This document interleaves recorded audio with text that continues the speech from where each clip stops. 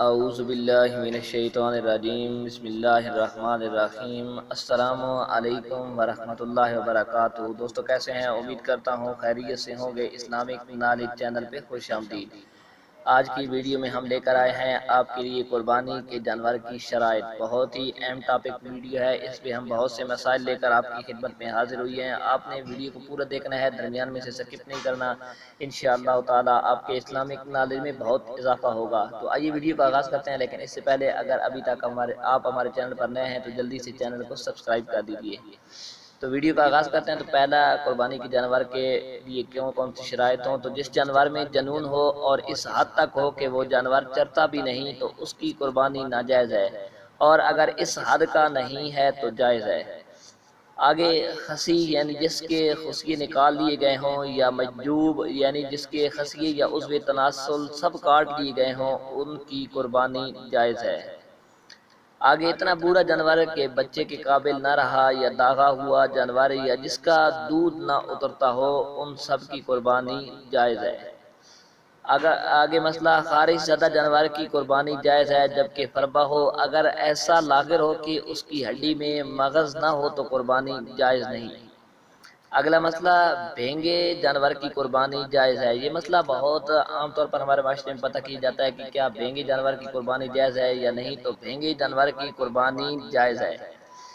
اندھے جانور کی قربانی جائز نہیں، بھینگے کی قربانی جائز ہے۔ آگے، وہ کانا جانور جس کا کانا پن ظاہر ہو، اس کی بھی قربانی ناجائز ہے، یعنی اس کا کانا پن ظاہر ہے تو اس کی قربانی جائز نہیں۔ آگے مسئلہ کہ اتنا لاغر جانور جس کی ہڈیوں میں مغز نہ ہو، اس کی بھی قربانی جائز نہیں۔ اور آگے، اتنا لنگڑا جانور جو قربان گاہ تک اپنے پاؤں سے چل کر نہ جا سکے، اس کی قربانی جائز نہیں، یعنی اتنا لنگڑا کہ جدھر اس کی قربانی کرنی ہے، اس کو ذبح کرنا ہے، اپنی قربان گاہ تک جو جانور چل کر نہ جا سکے، اس کی قربانی جائز نہیں۔ آگے مسئلہ کہ اتنا بیمار جانور جس کی بیماری ظاہر ہو، اس کی قربانی بھی جائز نہیں۔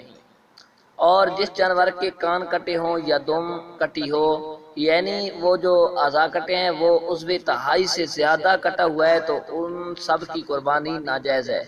اگر کان یا دم یا کوئی اور عضو ایک تہائی یا اس سے کم کٹا ہوا ہے تو پھر اس کی قربانی جائز ہے۔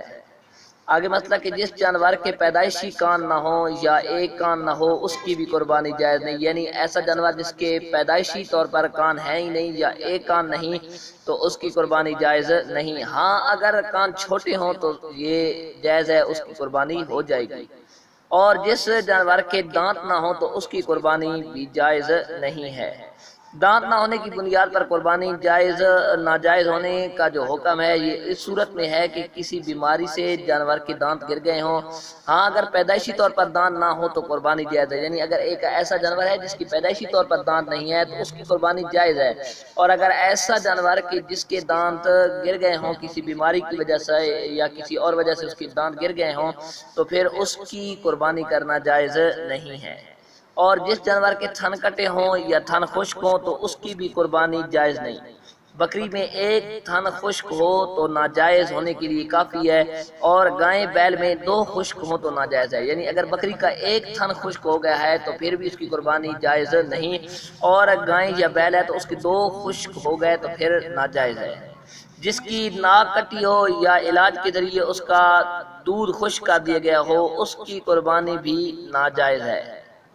تو دوستو، یہ تھے کچھ مسائل قربانی کے جانور کی شرائط کے متعلق جو ہم نے آپ کی خدمت میں پیش کر دیے۔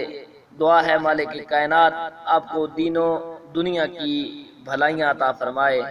جن دوستوں نے ہمارا YouTube channel Islamic knowledge subscribe نہیں کیا، وہ بھی سبسکرائب کر دیں اور بیل کے نشان پر کلک کر دیں۔